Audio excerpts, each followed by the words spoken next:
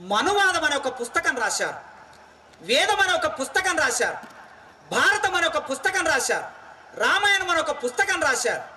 ఈ అన్ని పుస్తకాల్లో ఈ బ్రాహ్మణులు రాసింది ఏమిటంటే, ఈ దేశంలో ఉన్న వాళ్ళు మారలు, మాదిగలు, కుమ్మరు, కమ్మరి, యాదవ, గౌండ్ల, ముదిరాజు, చాకలి, మంగలి, మీరందరూ మా కాళ్ళ కింది వాళ్ళు, మీరందరూ మాకు సేవ చేసి పెట్టాలి.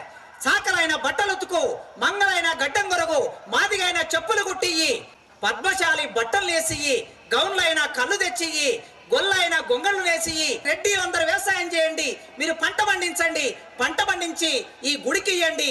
ఈ గుడి దగ్గర మేము కూర్చొని నెయ్యితో భుజిస్తాం, పాలు తాగుతాం.